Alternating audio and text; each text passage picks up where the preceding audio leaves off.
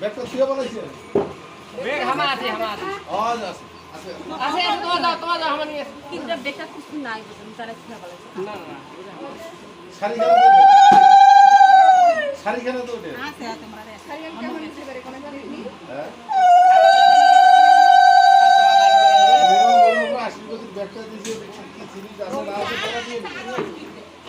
ঠিক আছে আবার হাতে তো দিয়েছে